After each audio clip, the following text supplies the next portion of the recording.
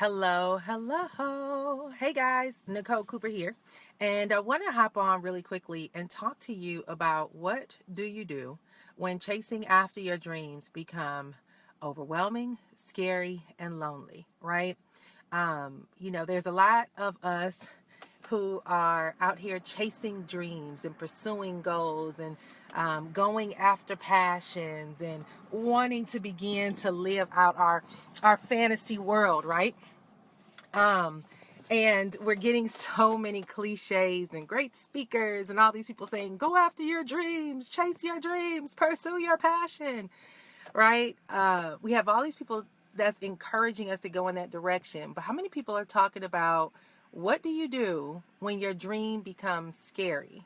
When it becomes overwhelming, when it becomes frustrating, when it becomes lonely, right? What do you do when that very vision that you had, the very desires that you began to pursue, don't quite manifest the way that you want them to manifest? I'm going to talk to you all about that briefly today. Hello, everybody. Hey, Maria. Hey, Keisha. Hey, I'm going back. Hey, Rachel. Hey, Joy. Hey, Theron. Hey, Kelly. Good to see all of you. I'm pressing my buttons. So I want to talk to you guys. I'm talking to you guys about this from a book called The Dream Giver. I wish I would have brought it with me. I don't have it with me, but I want to encourage every single person to buy this book. You can go to NicoleSpeaks.com, and I have the book under my book suggestions. It's a book by Bruce Wilkerson. Wilkerson is spelled Wilkerson. And I was reading the book. I read the book probably every year. It's one of my favorite books of all time. And the reason why is because it's a fictional book built on what your relationship is like with God who gives you a dream. Okay, what your relationship is like with God who gives you a dream. And in The Dream Giver, it's about a character called Nobody, who lives in the land amongst a bunch of nobodies in the town called Familiar. Okay. And Nobody was amongst a bunch of nobodies who were very stuck in a routine. Hey, Billy. They were stuck in a routine of doing things the same way every single day. But Nobody had a dream one day to become somebody. Okay. He wanted to become somebody, and he started having this vision in his dream, but he was scared to share it with other people because he knew that other people would try to talk him out of it. And so he made a decision to not pursue this. He made a decision to tell only a few people who he was going to, that he had this dream and he wanted to pursue it. And he knew he would get talked out of it. Long story short, his dad told him that he once had a dream and he never pursued it. And he wanted to encourage him to pursue the dream. But in order for him to pursue the dream, he had to leave the town called Familiar. Okay? He had to leave the town called Familiar. Hey, Desiree. And, in his process of leaving the town called Familiar, what ended up happening, he made a decision to leave. And I want y'all to get the book. Go to NicoleSpeaks.com and get The Dream Giver. But he made a decision to leave the land of the familiar. But when he started leaving the land of the familiar, he got encountered by what they called border bullies. And the border bullies turned out to be family that loved him, that wanted to keep him in a safe zone, and they were worried about what he would encounter if he left the land of the familiar. So long story short, he realized he needed to leave. He made a decision to leave the land of the familiar.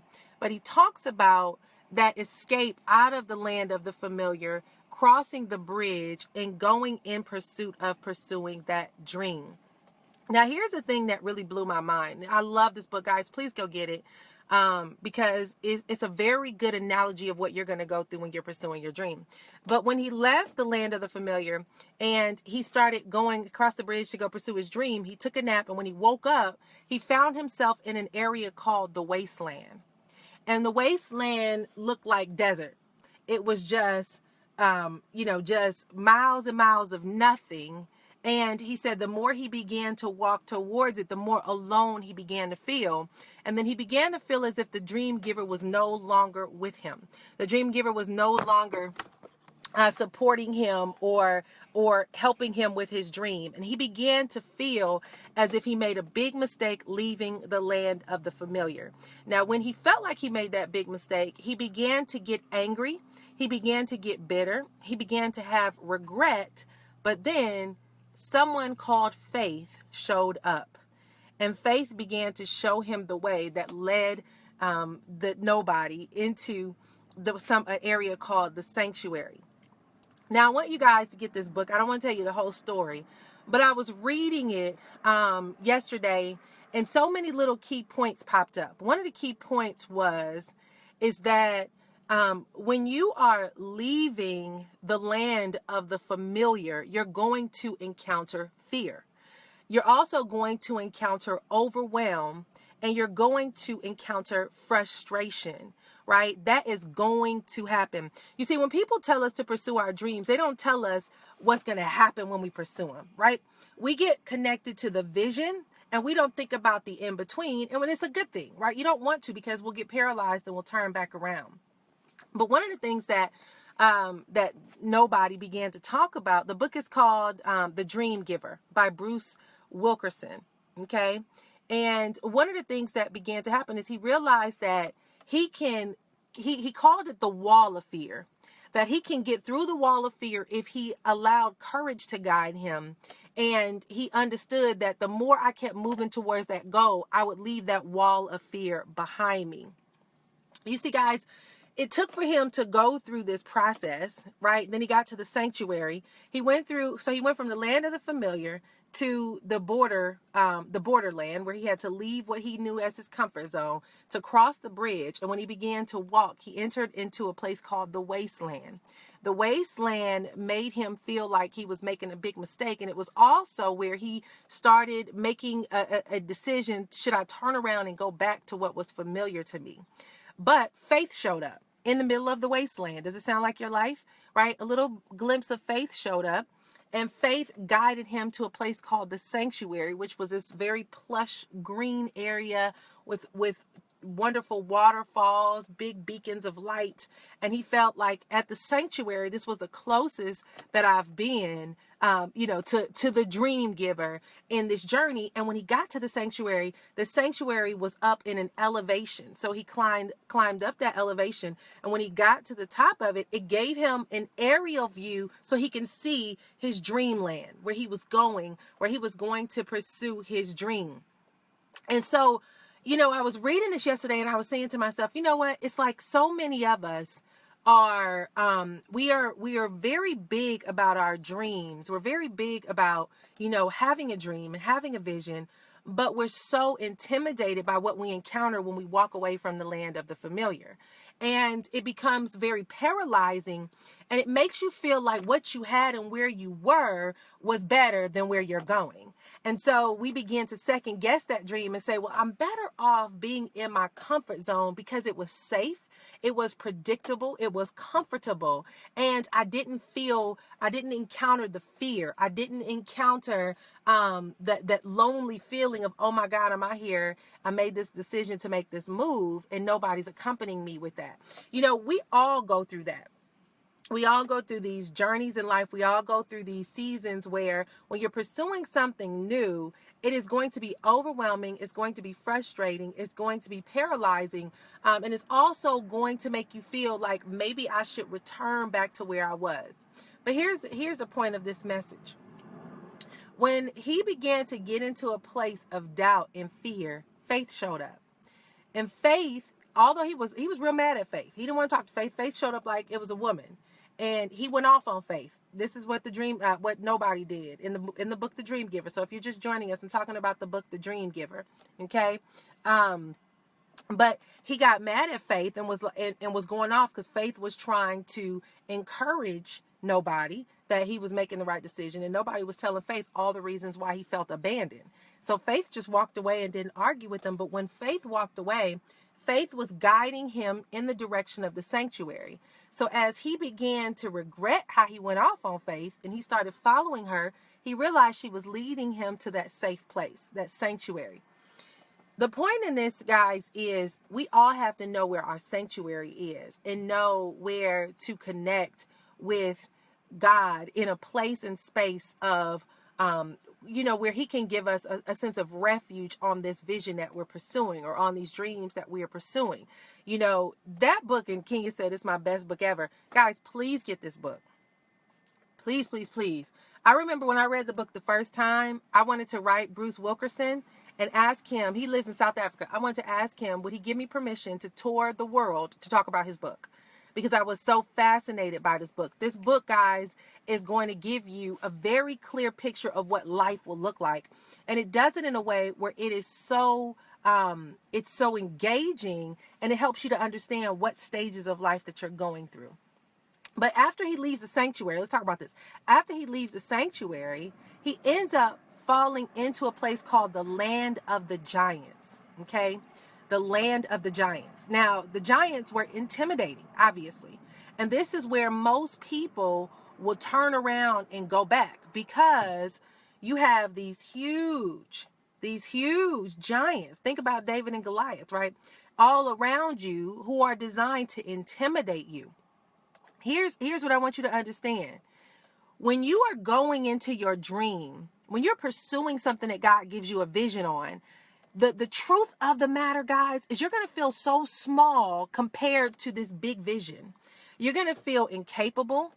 You're going to feel intimidating. You're going to feel not qualified. You're going to feel, you're going to have all these doubts, and you're going to feel like, I'm in the land of the giants. Who am I to pursue this path? Who am I to do these things? Who am I to be daring? Who am I to go after this goal? Who am I to step into this role? You're going to have all these different thoughts. But the key to this is the giants are an illusion, right? The giants are an illusion. You're encountering these different struggles and these different challenges. They're actually building up your character, but they're most importantly designed to build your faith so that you can always know who the dream giver is, and always keep your own sanctuary wherever you go. I sometimes I think I get overwhelmed by my vision, right?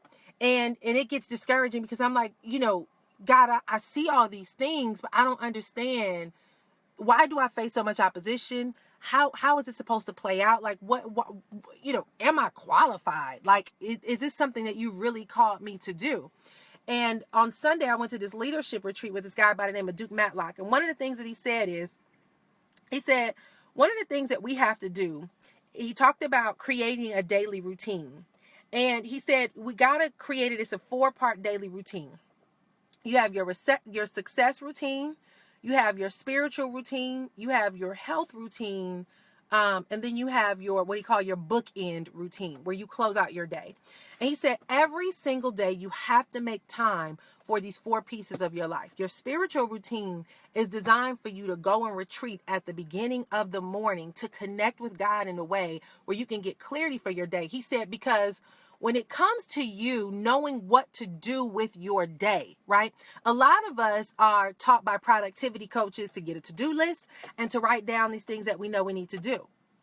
But what he explained is, when you get a vision from God, right? When God gives you a vision, what is going to have to happen is that you begin to seek him every single day for what he wants you to accomplish on that day, so that what you have on your daily to do is not just about, oh, I got 15 things on my to-do list just to say that I'm being productive or I'm busy, right? But instead, it's understanding how God gives you instructions of what you need to do to get through that day, right? What you need to do to get through that day. Having spiritual connection every single morning, guys, is so critical. One of the things that I realized, and I'm gonna have to go because I'm at the airport picking up my husband, but one of the things that I realized is, if I don't have that spiritual time in the morning, my day is bad. My day goes all wrong. And when God gives,